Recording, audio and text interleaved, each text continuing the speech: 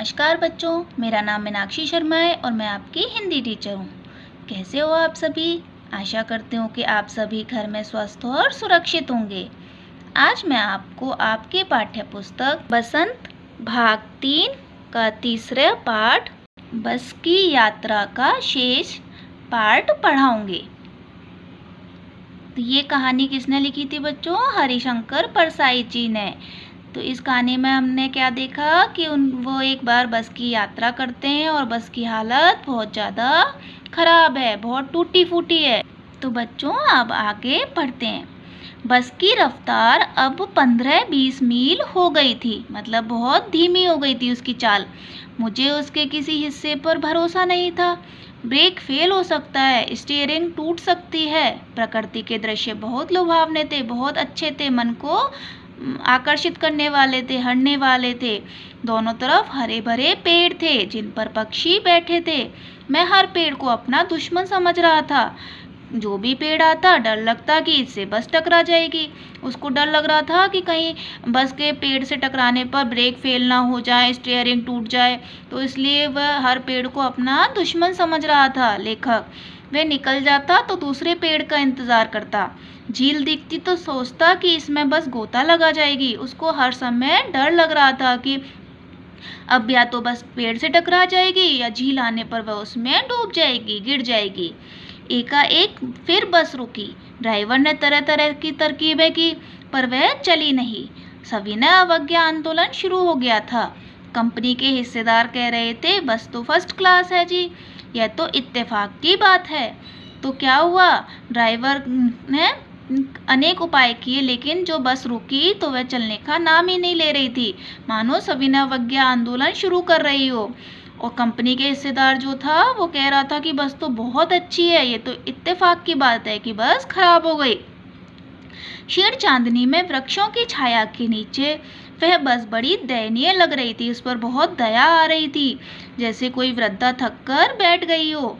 हमें गिलानी हो रही थी कि बेचारी पर लदकर हम चले आ रहे हैं। अगर इसका प्राणांत हो गया तो इस बियाबान में हमें इसकी अंत्येष्टि करनी पड़ेगी। हमको अपने ऊपर ही लज्जा आ रही थी कि हम गिलानी हो रही थी कि हम इसकी हालत इतनी ख़राब है और हम इस बेचारी वृद्धा पर लदकर क्यों आ गए। अगर ये मर गई तो इसकी अंत्येष्टि यानी अंतिम संस्कार इसी बियाबान जंगल में करना पड़ेगा। हिस्सेदार साहब ने इंजन खोला और कुछ सुधारा। बस आगे चली लेकिन चाल और कम हो गई थी। धीरे धीरे वृद्धा की आंखों की ज्योति जाने लगी। चांदनी में रास्ता टटोलकर वह रेंग रही थी। आगे या पीछे से कोई गाड़ी आती दिखती तो वह एक किनारे खड़ी हो जाती और कहती, निकल जाओ बेटी, अपनी तो वह उम्र ही नहीं रही। तो वो क्या कहती, क्योंकि वह तो बहुत बूढ़ी हो गई थी, टूटी फूटी थी, कोई नई गाड़ी आती तो कहती कि हे बेटी निकल जाओ, तुम आगे निकल जाओ, मेरी उम्र तुमसे रेस लगाने की या तुमसे मुकाबला करने की नहीं है तुम्हारी चाल से। एक पुलिया के ऊपर पहुँचे ही थे कि एक टायर फिस करके बैठ गया। वह बहुत जोर से हिलकर थम गई। पहले क्या हुआ बच्चों? पेट्रोल की टंकी में छेद हुआ। फिर पुलिया पर पहुंचते ही उसका टायर फिस करके बैठ गया। वह बहुत जोर से हिलकर थम गई। अगर स्पीड में होती तो उछलकर नाले में गिर जाती। मैंने उस कंपनी के हिस्सेदार की तरफ पहली बार श्रद्धा भाव से देखा। वे टायरों की हालत जानते हैं, फिर भी जान हथेली पर लेकर बस से सफ़र कर रहे हैं। उनको बहुत ताज्जुब हुआ क्योंकि उनको बस के जो हिस्सेदार थे कंपनी के, उनको तो पता था कि बस के टायरों की हालत क्या है, लेकिन फिर भी वे जान हथेली पर लेकर बस से सफ़र कर रहे थे। उत्सर्ग की ऐसी भावना दुर्लभ है। सोचा, इस आदमी के साहस और बलिदान भावना का सही उपयोग नहीं हो रहा। ऐसे किसी क्रांतिकारी आंदोलन का नेता होना चाहिए। अगर बस नाले में गिर जाती तो हम सब मर जाते। तो देवता बाहें पसारे उसका इंतजार कर कहते, वे महान आदमी आ रहा है जिसने एक टायर के लिए प्राण दे दिए और मर गया पर टायर नहीं बदला। मतलब उनको पता था कि टायरों की स्थिति ये है, फिर भी उन्होंने उस बस का टायर नहीं बदला। दूसरा घिसा टायर लगाकर फिर बस चली। अब हमने अपने वक्त पर पहुंचने पन्ना पहुंचने की उम्मीद छोड़ दी थी।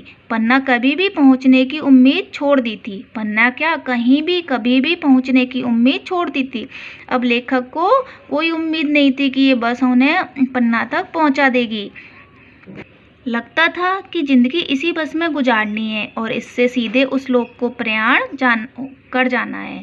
इस पृथ्वी पर उसकी कोई मंजिल नहीं है। हमारी बेताबी तनाव खत्म हो गए। हम बड़े इत्मीनान से घर की तरह बैठ गए। चिंता जाती रही, हंसी मजाक चालू हो गया, क्योंकि सभी लोगों ने अपने गंतव्य स्थान पर पहुंचने की उम्मीद छोड़ दी थी। उनको बस ये था कि अब ये बस हमें सीधे परलोक में ले जाएगी, ये हमारे इस पन्ना तक हमें को नहीं पहुंचाएगी।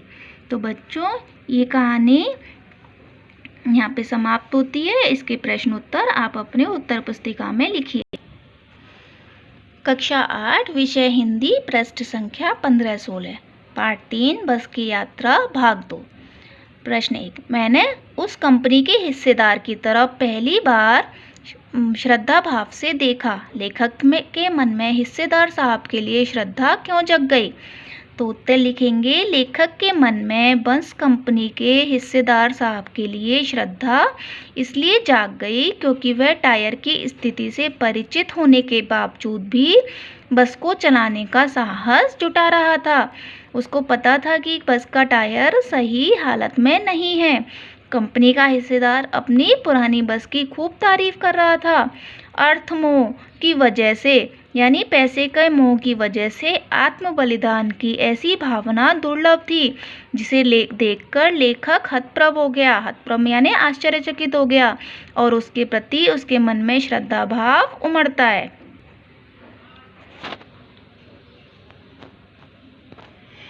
प्रश्न दूसरा है, मैं हर पेड़ को अपना दुश्मन समझ रहा था। तो लेखक पेड़ों को दुश्मन क्यों समझ रहा था? तो उत्तर लिखेंगे, बस की जर्जर अवस्था से लेखक को ऐसा महसूस हो रहा था कि बस की स्टीयरिंग कहीं भी टूट सकती है तथा ब्रेक फेल हो सकते हैं। ऐसे में लेखक को डर लग रहा था कि कहीं उसकी बस किसी पेड़ से न टकरा जाए। एक पेड़ निकल जाने पर वह दूसरे पेड़ का इंतजार करता था कि बस कहीं इस पेड़ से न टकरा जाए। यही कारण था कि लेखक को हर पेड़ अपना दुश्मन लग रहा था। प्रश्न तीसरा है, सविनय अवज्ञा आंदोलन किसके नेतृत्व में और किस उद्देश्य से तथा कब हुआ था? तो उत्तर लिखेंगे, सविनय अवज्ञा आंदोलन महात्मा गांधी के नेतृत्व में सन 1930 में अंग्रेजी सरकार से असहयोग करने तथा पूर्ण स्वाधीनता प्राप्त करने के लिए किया गया था। तो बच्चों, इन प्रश्नों को आप अपनी उत्तर पुस्तिका में लिखेंगे। नेक्स्ट वीडियो में मैं आपको नेक्स्ट चैप्टर पढ़ाऊंगी। धन्यवाद।